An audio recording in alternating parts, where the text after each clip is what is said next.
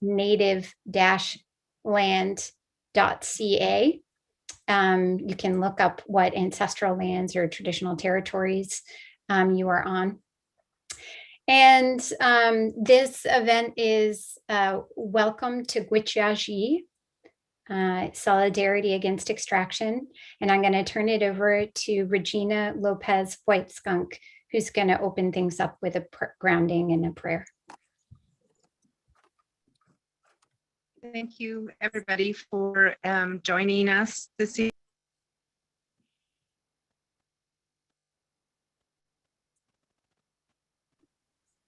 Looks like we just lost Regina.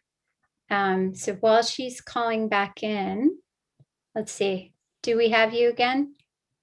Welcome back, Regina. We'll try that again.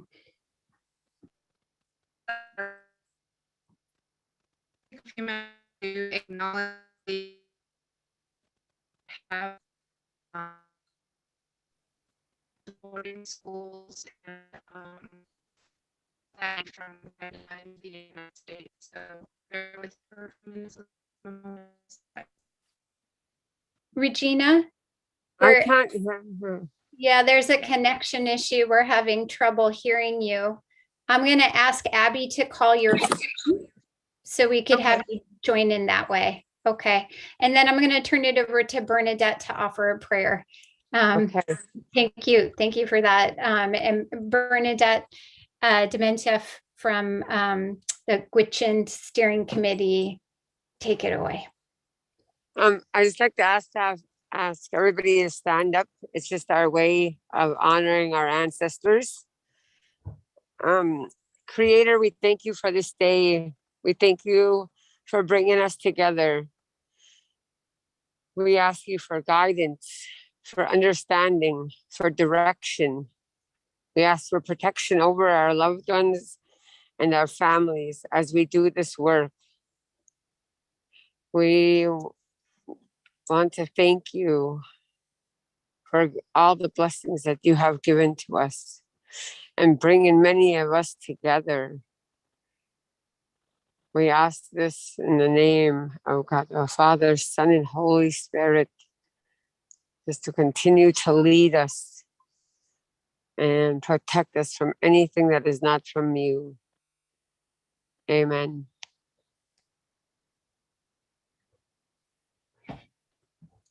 Thank you, Bernadette. Welcome, everyone. My name is Beka and I have the pleasure and honor to moderate tonight's event.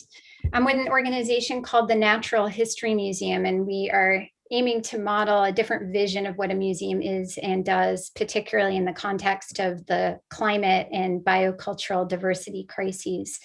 So we work with frontline communities, Indigenous leaders and organizers, scientists and scholars. And we are one of several organizations, including Native Organizers Alliance, CECILA, and Illuminative, who are working with the Houseteers Carvers of the Lummi Nation to produce the Red Road to DC, a totem pole journey for the protection of sacred places that are under threat from extraction and industrial development projects. The Lummi Houseteers Carvers has, for the past 20 years, carved a series of totem poles intended to transport them to different communities, holding events along the way that are based in ceremony and prayer, that are intended to build alliances and generate awareness and media attention to issues that are a threat to the water, to the land, to tribal rights, and to our collective future. The Red Road to DC totem pole journey is the largest by far. Over the last couple of months, Lummi carvers have carved a 25-foot, 5,000-pound totem pole, and they've been crisscrossing the United States with that, have done more than 100 events, all the way from the top left corner of the country at Lummi Nation to the bottom right corner of the country in Florida. And starting this month, next week, the big national Red Road to DC journey kicks off where we will be driving that pole, stopping along the way for events with local communities, from the Snake River dams to the Grand Canyon and Chaco Canyon threatened by oil and gas extraction and fracking, to the White Earth Reservation in Minnesota and Anishinaabe lands threatened by Line 3 pipeline, to Bay Mill Indian Community in Mackinac City threatened by the Line 5 Enbridge pipeline, to the Black Hills, to the Missouri River, and to Standing Rock, and finally, ultimately in DC, where we'll be delivering the totem pole to the Biden-Harris administration. And it culminates also in an exhibition at the Smithsonian National Museum of the American Indian about the totem pole journeys. So tonight's event is part of our virtual journey series to lift up places that the totem pole can't drive to, including the Arctic. And I want to encourage and invite everybody to go to redroadtodc.org so that you can learn how you can follow along and plug in and support and amplify the journey. We do have a petition we're encouraging people to sign for the protection of sacred places urgently. And that petition calls on the federal government to uphold free, prior, and informed consent. So tribal consent as the guiding principle for decisions with regard to infrastructure projects and the co-management of water and land. So with tonight's event, we're screening a film by Diné filmmaker, activist, and scholar Len Necefer called Welcome to Gwichyaa Zhee, which follows Bernadette and her organization and community's fight to protect the Arctic, and also drives lines of connection to the filmmaker's homelands in and around Bears Ears. So our speakers tonight are from the Arctic and from Bears Ears, and we'll introduce them after the film. We're going to kick it over and you can sit back and enjoy a 13-minute screening followed by a discussion with Regina and Bernadette. I'm going to go off video while you watch that film.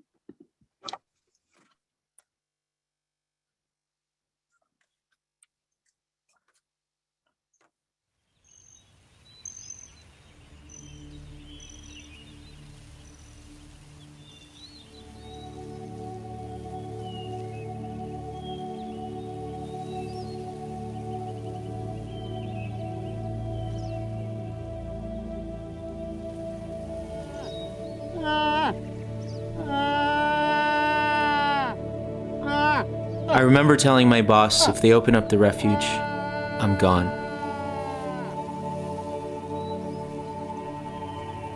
The Arctic National Wildlife Refuge is a vast landscape of tundra plains, boreal forests, and dramatic mountains.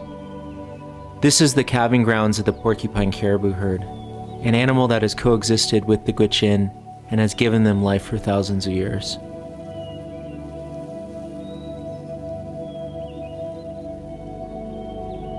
In the fall of 2017, we got word at the Department of Energy that Bears Ears and the refuge would lose their protections and be opened for oil and gas development.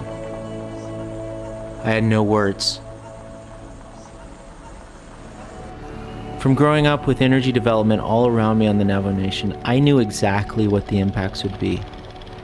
I couldn't watch this happen to another Native community without trying to do something, so I quit my job at the Department of Energy. A week later, I was in Salt Lake protesting the signing of the Bears Ears reduction. We had a lot of support from natives and non-natives alike. Our voice was amplified because people showed up for us. But the Gwich'in are fighting the same battle, and they deserve the same support.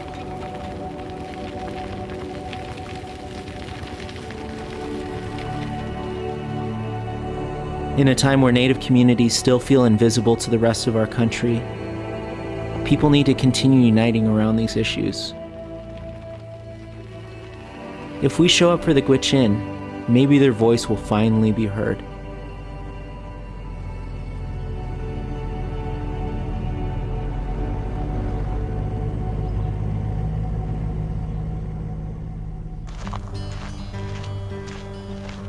I never realized I'd feel this at home so far north. Fort Yukon is one of the Gwich'in communities up here in Alaska, 10 miles north of the Arctic Circle, and 4,000 miles away from the Arizona desert where I grew up. All it takes is a day of walking around to notice the stereotypes. The old houses, dusty roads, busted cars. But look a bit deeper and you'll really see the connection to home. The kindness of people, the language, and an identity tied to the land. Dude, doesn't it just smell like grandma's house or something? Started looking the same, and it just felt like home in a big way. And I think it was like, this is powerful, you know? For fish, we say shot. Shot. Shot. Shook. Shook, yeah. Shot. That's fish. Yeah. Yeah. You're just missing one platter. You added one platter.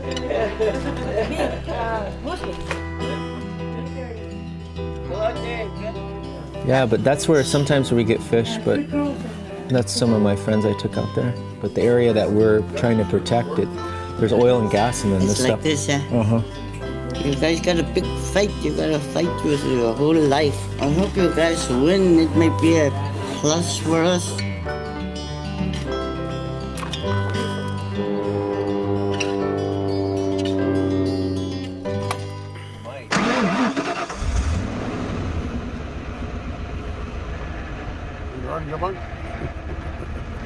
So much of the focus in protecting these areas has been on the lines on the map. In reality, these ecosystems are incredibly connected in ways that we don't fully understand. Oil and gas development in the Arctic Refuge not only affects the animals, but it also disrupts the customary and traditional hunting throughout Gwich'in communities. When gas is already more than $6 a gallon, hunting isn't cheap. But going out and getting food from the land is a hell of a lot cheaper than paying $15 for a gallon of milk at the local store. It's a delicate balance, but it works. So, they're talking about the refuge. There's a big threat to the caribou. What's your thoughts? Well, we're going to feel it, especially the impact, But like I said, most of the money, where's that's going to go? Like you've been to the store, we can't afford to live out of there, Basic food security. Yeah, that's the whole thing, food security. And it doesn't seem like they're really not doing much about food security, but they sure seem like they want to do the fuel security. Yeah, it's like people don't realize that you can't, this is the grocery store out here. This is supposed to be a 20-pound line on this. Well, for us, it's survival.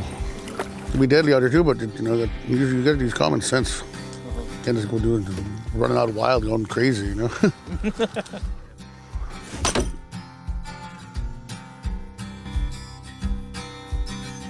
cut this part off, but a lot of people will leave it on. It makes a noise, like a moose raking. It's almost like what you guys do down south. You're saying antlers. Yeah.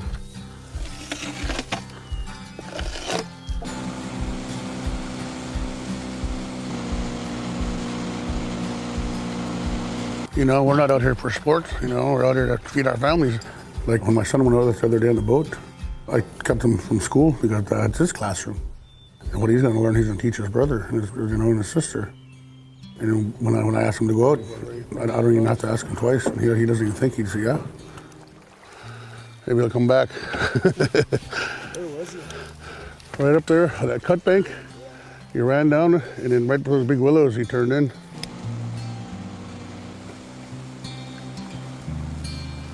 If that caribou is gone, they're gone. Should they open that place up there, that Arctic National Wildlife Refuge, should they open that up? Because that's where the caribou migrate, That's their cabin ground, and they go back, It's amazing how they travel. And then they do stuff like that up there. Can you imagine what it would do to those animals? One of the things that I remember being told by my grandpa was he would say, anything you do to the land, it'll come back to you. Whatever it is, good or bad, it goes right back into you. What Indigenous people are saying is that taking care of this place isn't just about the Gwich'in. It's for all of us and everyone coming after us. Maybe Bears Ears and the refuge are going to be a catalyst, but we're going to have to start thinking hundreds of years ahead of what we're doing today.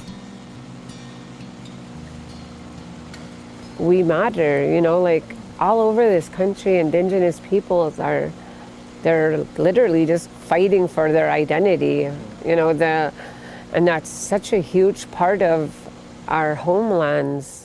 It's frustrating that we even have to be fighting like this for our human rights in 2018.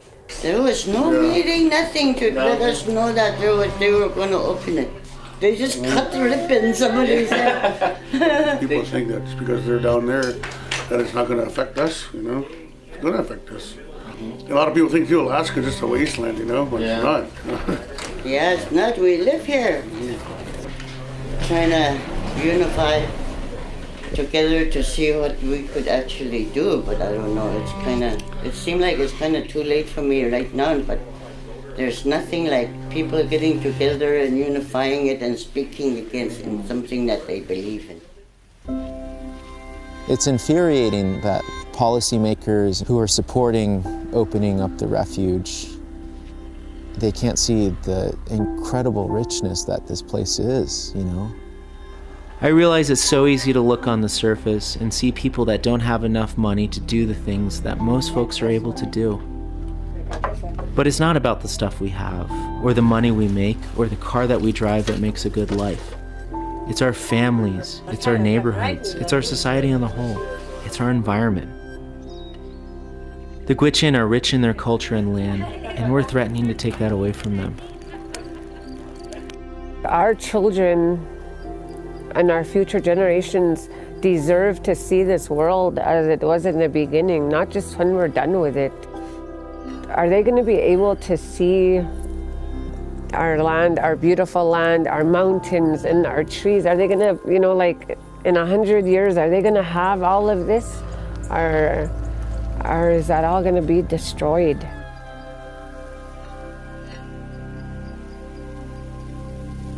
My entire life, I've watched the concerns of my community get pushed to the side. We've been shown our problems aren't important, that we don't know what's best for ourselves or our homeland. It feels like in policymakers' minds, there aren't many people in places like the Arctic Refuge or Bears Ears. So benefiting our country at the expense of our livelihood is worth it. At one point, will people stand up for us too? We want to tell our children that we did everything we could to protect these places, but we need help.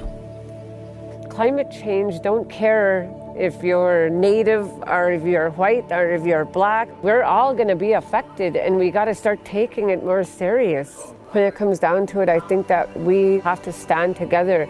We need to learn about each other's issues, and then we need to start helping each other. I don't want my kids to be struggling to survive someday because I didn't, take a stand.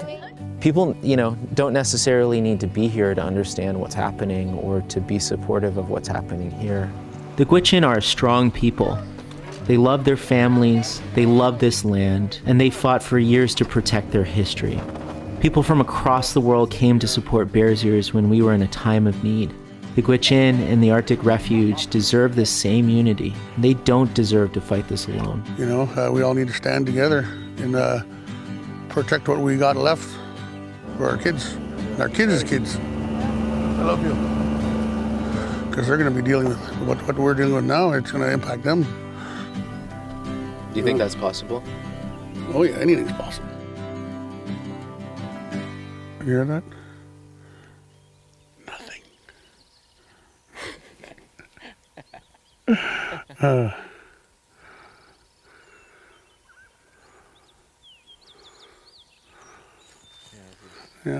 Yeah. No, you can't tell me this is not worth fighting and protecting. No.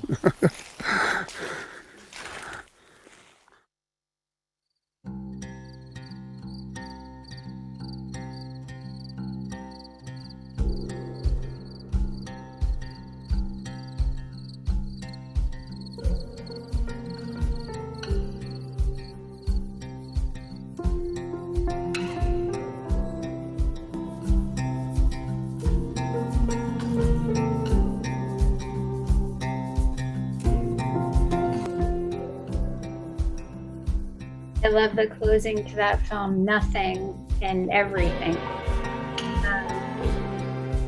I want to turn it over to Bernadette, one of the stars of the film. Bernadette Demientief is a member of the Gwichyaa Zhee Gwich'in tribe and a member of tribal government, and the executive director of the Gwich'in Steering Committee, council member for Arctic Refuge Defense Council, so much more. And she is a mother and a grandmother, and she's going to speak with us more about her fight to protect her community and Arctic.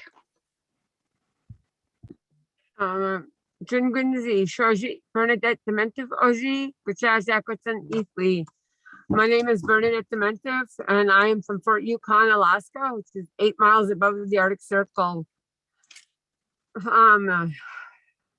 is a very emotional time for us, especially the last 4 years, because the very first gathering that was held in over 150 years, our people gathered because Situ, Grandma, Sarah Abel, called upon the first gathering. And at that gathering, they designed the Gwich'in Steering Committee. And our mandate is to protect the porcupine caribou herd, who we have always had a spiritual and cultural connection to. Our creation story tells us that there was a time we were able to communicate with them, and that we made a vow to take care of each other. Now they've taken care of us. Now it's our turn to take care of them. This is their calving grounds that they are trying to go into. Most of the Arctic Refuge most of the Arctic is already open to oil and gas development. This is the remaining, 5%, and it's not just a piece of land with oil underneath. This is sacred. Everything there that is growing, like the birds. I just learned this. Birds from all of the states and from 7 different continents migrate to the Arctic Refuge, and where they would nest, and their droppings help the food grow for the caribou and other animals. And mosquitoes and bugs can kill a newborn calf, so the wind from the ocean helps with that. This is not just a food security issue. This is an identity. And our identity is not up for negotiation. Our culture is being threatened. Right now, we can't even fish. Like, that gives me anxiety. What are we going to eat? The food up here in Alaska, we still live off of the land. Strictly off the land. Like 80 to 90% of the food comes from the land or the river, the ocean. But the rest is just staples, rice. But right now, we need the Biden administration to do more. They halted it, they stopped it, but we need more. And we shouldn't have to give up our way of life just so that somebody else can fill their pockets with, that we may not be rich in their way, but we are rich in our culture. We are rich in our way of life. And the Gwich'in, there's 14 communities throughout Alaska and Canada. And I look across the span of the Gwich'in Nation, and I see the people. Some are angry, frustrated, sad. Some are like, it's such a scary time because climate change is impacting us. And so, right now the Alaska is no longer thawing 2 times the rate, but we're thawing 3 times the rate as the rest of the world. And all of the chemicals and the diseases are you know, being exposed again, once again. We need help. We need your help. We need your solidarity. We need you to tell our story. We will be going to DC. We will never give up.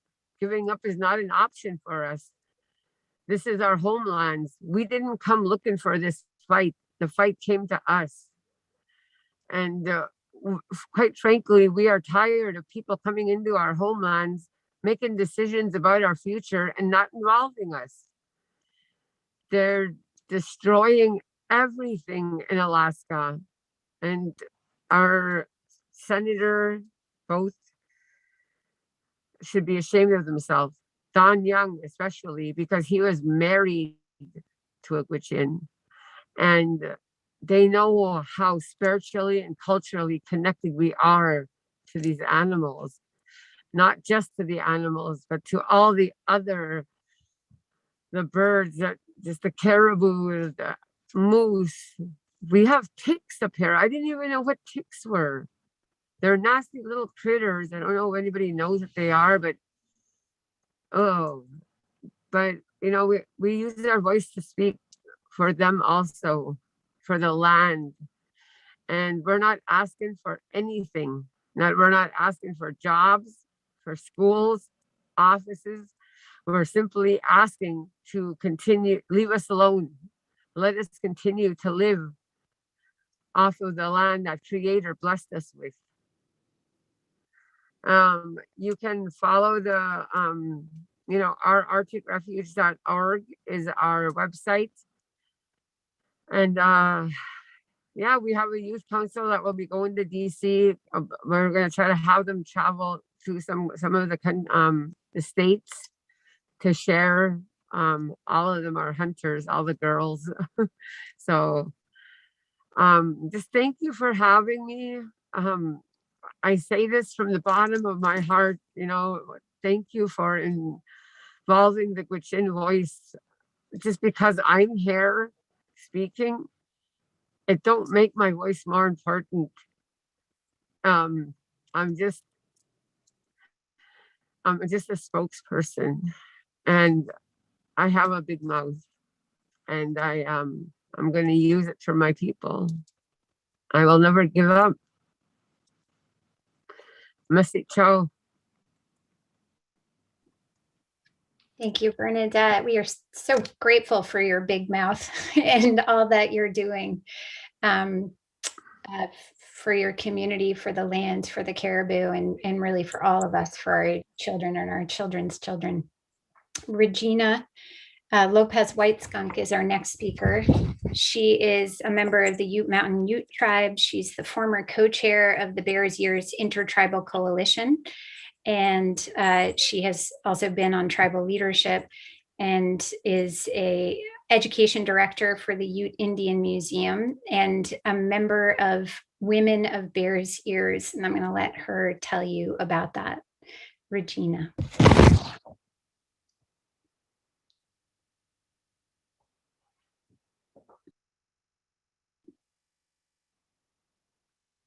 Regina, I think you're currently muted. While you're sorting that out, I'm going to invite everybody to please add questions or comments in the chat, and we can pull from your questions for the discussion after Regina's talk. Do we have Regina?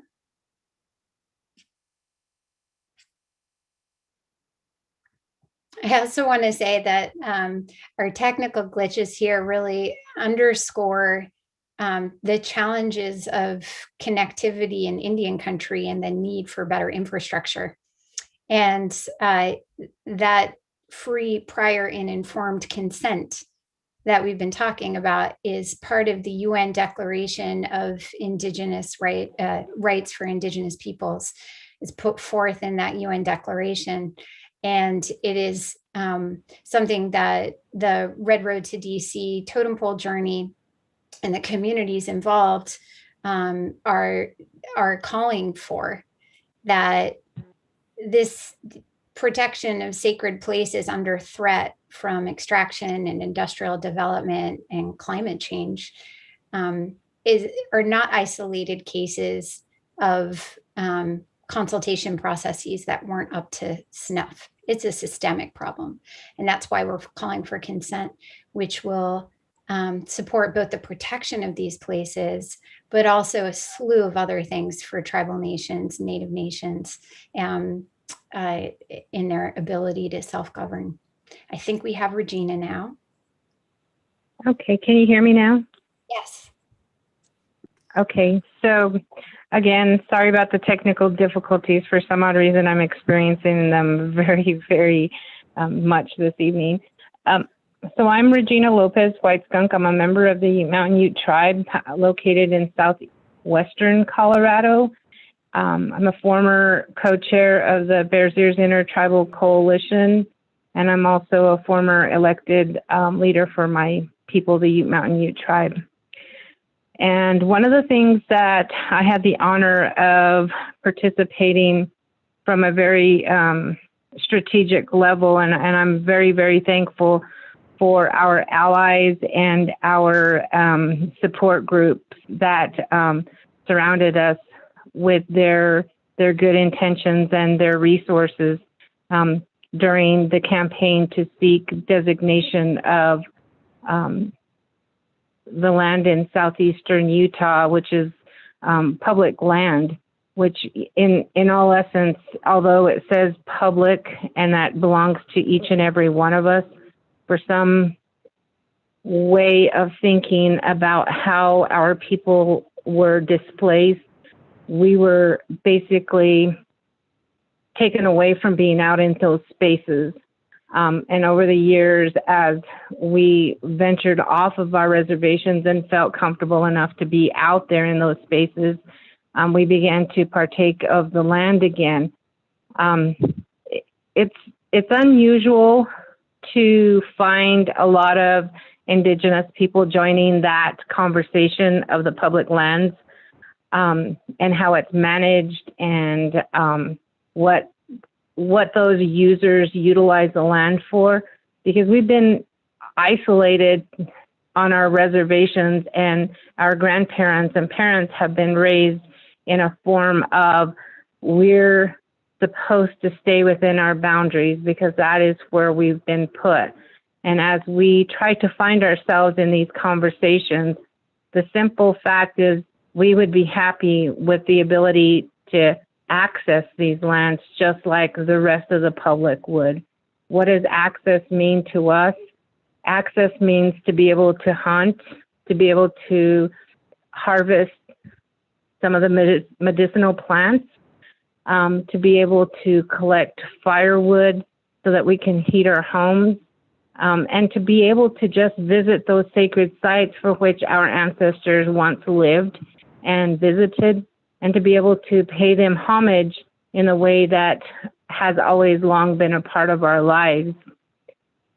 The movement of Bears Ears is unique in the fact that even within 5 tribal sovereign nations, we had the honor of coming to a common point of seeking the same result. And that was very uncommon for these 5 tribes, the Hopi, the Navajo, the Pueblo of Zuni, the Ute Mountain Ute tribe, and the Ute Indian tribe, because the Hopi and the Navajo were known to be enemies, likewise the Navajo and the Utes.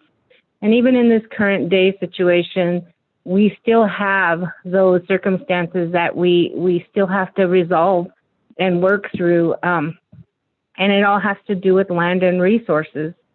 And through the colonial movement of moving out and encroaching upon these historical homelands and hunting territories, we got displaced from a lot of these lands. Hence, we also began to live the life of a lot of the colonizers. We were educated to have to take upon their form of government and replace the systems that we formerly had. That also replaced the way of life. Now we don't hunt nearly extensively the way we used to. or fish, or go out and collect things off the land that we use in ceremony and daily lives. Now we just go into the grocery stores. We go into convenience stores. We go places that are so easy that we don't know how to conduct ourselves in those manners. But we're wanting to do this. We're finding our place in the discussion of public lands. We are very much out there and trying to reconnect with what our ancestors and grandparents once experienced. And that's the only thing that we were really seeking, is that voice at the table to help lend some knowledge and education about how these lands are managed through some of our traditional knowledge.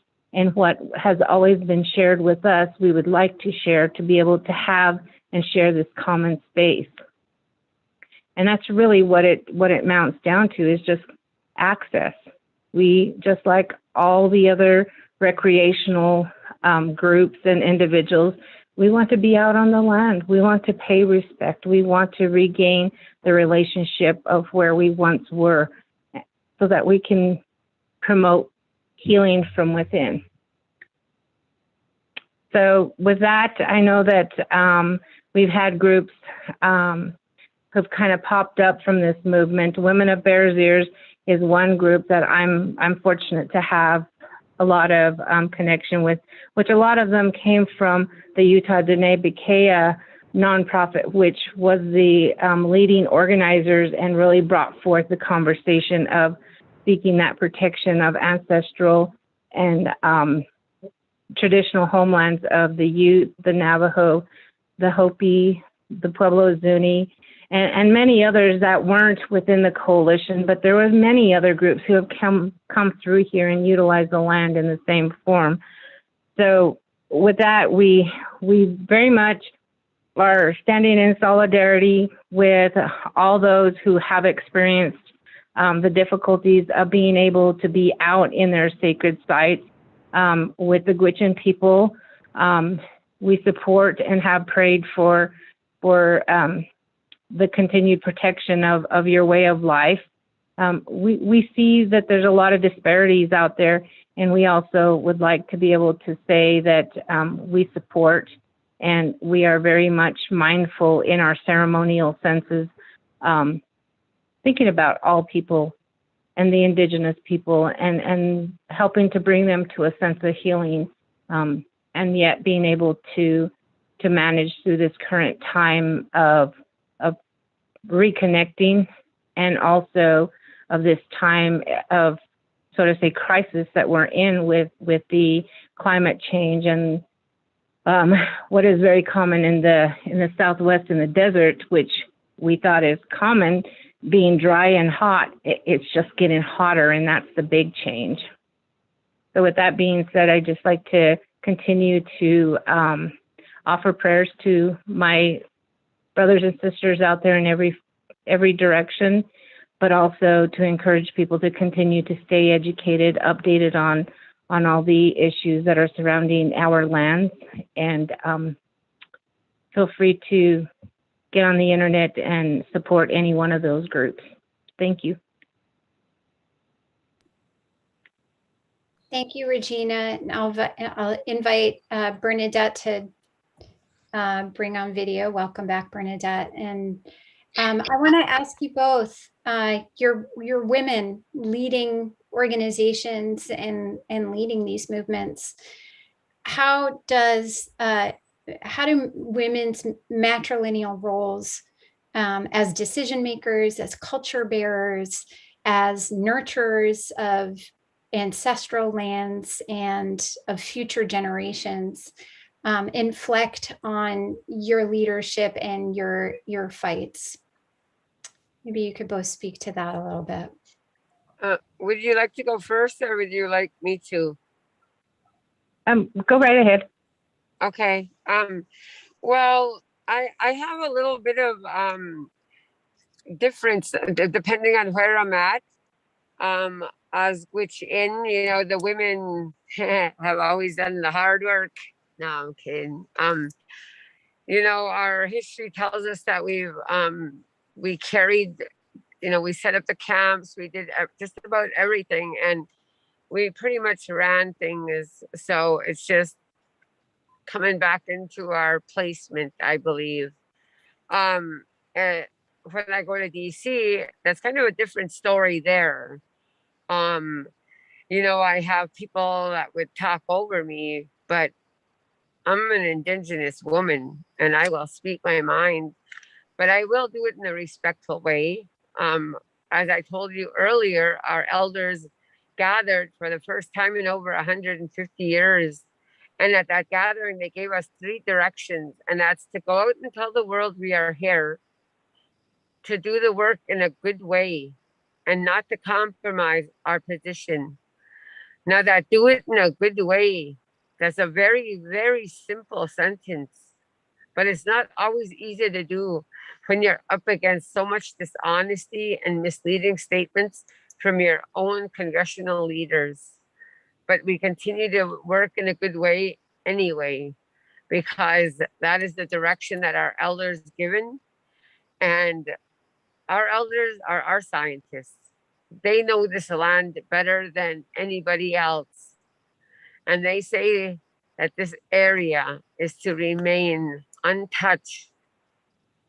I don't know how else to put it. Right now I'm talking to Fish and Wildlife about what the Arctic Refuge is going to look like by 2050. And that is scary in itself.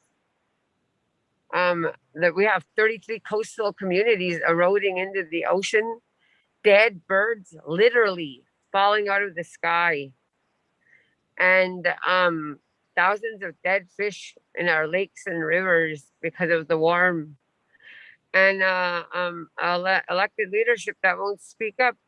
So we are forced to speak up. We're not activists or environmentalists. We're just simply mothers and grandmothers that are fighting for the future of our children.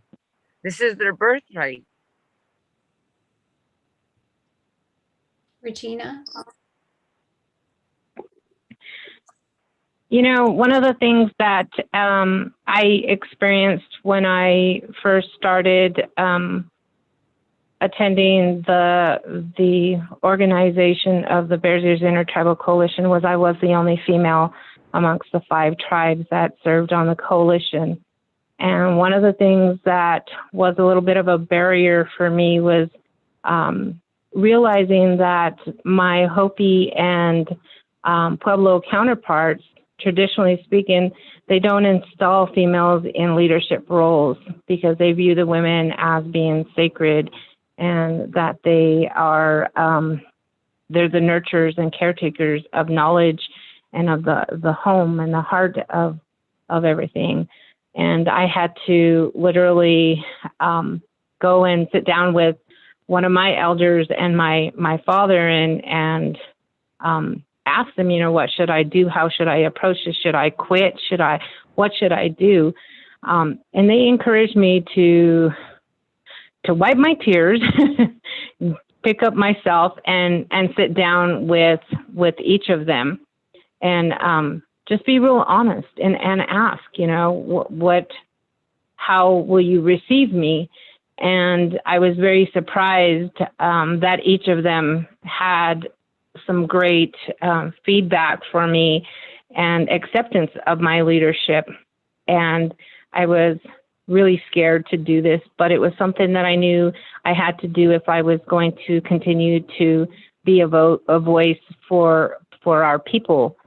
And I was embraced. And the one thing that struck me so prominently was when I was told that I represent the mothers, I represent the aunties, the grandmothers, and the sisters, the females of our people, that I was carrying the heart of the people. And I was the female. I was necessary because a female within ceremonies is very important. They're the nurturers, they're the caretakers, they're the heart of it all. And that was the way I brought that to the table many times. I too, when I would go into Washington, experienced that same sentiment from our elected leaders. A lot from the Utah delegation treated very disrespectfully, was also treated very disrespectful in the Salt Lake City Capitol, where I had provided testimony and never even got out of my intro. I was pretty much verbally beat down, and it really took a toll on me. And, to the point that I almost stepped back. I had a great and tremendous support team, both Indigenous and non-Indigenous. And again, it was expressed to me, I am the voice, I am the representative of the females. I'm needed, and this is where my place is. And so bringing that voice and knowing that a lot of the stories and the knowledge are held within our females for many of our tribes, that was my place at that time. And I carried my leadership forward with great dignity and utmost the grace, even through the tough times. And that's, wisdom my grandmother shared with me. Give them grace even when they don't deserve it. That's beautiful. Regina, you talked about how colonial movement impacted your community and your lands. And we're in a time of reckoning with American history, with colonization. And I'm wondering for both of you, how and whether things may have shifted in the context of your work over the last year.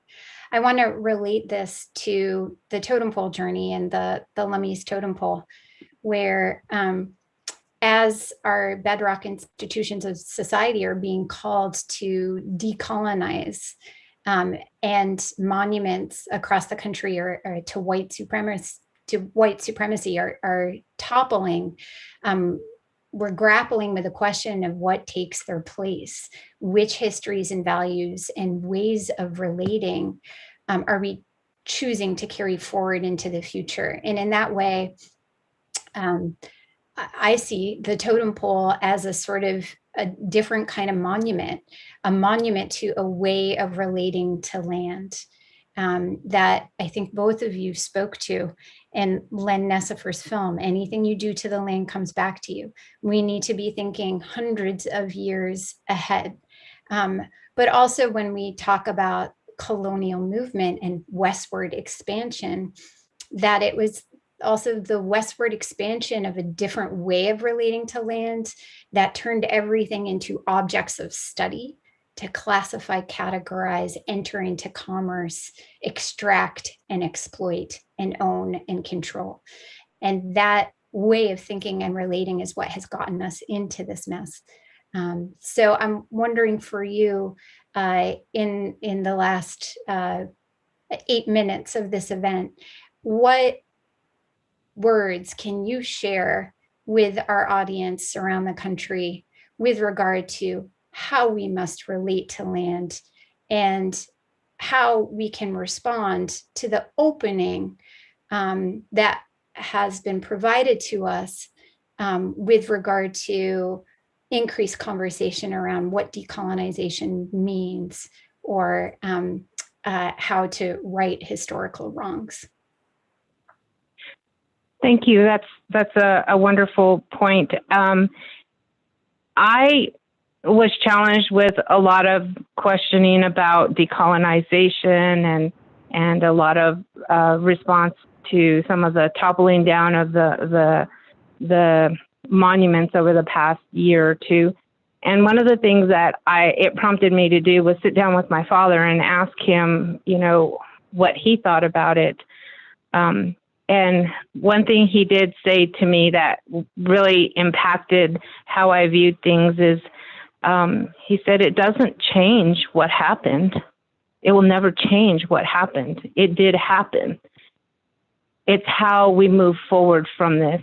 Does that mean we erase it? Does that mean we completely destroy it? Do we quit telling the story? We can't unteach what has already been taught because it's become a part of us. How do we know this? Because our environment tells us. I was watching a program one day, and it was out in Germany where it showed a battlefield of where people that were out on the battlefield had left different pieces, you know, guns, helmets, and different what are artifacts today, and the trees grew around it. And I think that that's what's happening, but you know, our world is telling us we're just not listening. Why are we not listening? And my dad said it best, because we cannot make a decision. We cannot form an opinion unless there's solid evidence collected from some science. We forgot how to be human. We forgot how to connect to the trees, to our Mother Earth, with water. We forgot to give thanks to the elements that our Creator has given us. We're so disconnected from the natural state because we're so compelled by the solid evidence and data collected for science to explain everything. If science was great, if science was everything, then why can't we get out of the current state that we're in, climate change? Think about what you're doing, not what the masses are doing. How can you respond? I think that's an incredible point. Science has failed to forestall the extinction crisis we find ourselves in. And so part of that is not reducing everything to their isolated lack of context, or reducing it to its material characteristics, but understanding that things exist in a web of relationships and in cultural and historical context. Bernadette, do you have thoughts on this? Sure. You know, I see a lot of across the country, you know, we can't stop climate change. We probably could slow it down. We could prepare for it, but we can't stop it. And it's a problem that our children did not create, but here they are fighting. And I don't really support the fact that they stand out there on their own. We as parents should be standing out there with them, beside them, supporting them. I worry. I have 6 grandchildren and 5 children, and I am so worried about their future. You know, up here, our elders, you know, they there's a home, there's like a clinic, or you know, where the elders stay, and the nurses there said that when we bring them, you know, caribou, moose, fish, that they get their energy back. They say they never seen anything like it, but I can understand and I can relate, because when I travel, I'll be gone for like a couple weeks. I'll come back home and my husband will have traditional food ready for me. And I thought it was all in my head at first. But climate change, you know, like I said, our elders are our scientists. They know. And we have to do better. We have to educate. And we can't only, like Mother Earth will heal, but will she at the impact that we are damaging her? And you know, just like the what she said is that, what are you doing about it? Like, I drive my truck like about everywhere I go, and so I made a decision that I'm buying a bike. You know, just I need to make changes. I practice what you preach. You know, and so I just say that, you know, this is going to take all of us. We must stick our differences aside. We must gather together, and we must fight for the future of our children, or they will be struggling to survive. And that is something that is terrifying. We just experienced the Pacific heat dome here, where I'm calling in from in the Pacific Northwest last week, and it is terrifying. We're already feeling the impacts, and it is Indigenous communities on the front lines who are feeling the impacts first and worst, but also who are leading movements across the globe to protect land and water and sacred places under threat. So thank you, Bernadette, and thank you, Regina, for your leadership, for your good work on behalf of the land, on behalf of the more than humans, and on behalf of our collective future, our children and their children. I want to encourage everybody to take action and support this work. You can go to the redroadtodc.org website, where there are links to take action, both on Bears Ears and the Arctic, and also very much encourage you to sign the petition to support consent as the guiding principle, because this is a systemic remedy that supporting tribal sovereignty, supporting consent is protecting these places that we all hold dear. We are out of time. So I want to say thank you so much to our panelists, and thank you to everyone for joining us. And tomorrow night, you can find this event on the Red Road website. We'll have an event on Badger 2 medicine in Montana with leaders from Blackfeet Nation. So please join us there. Thank you. Thank you.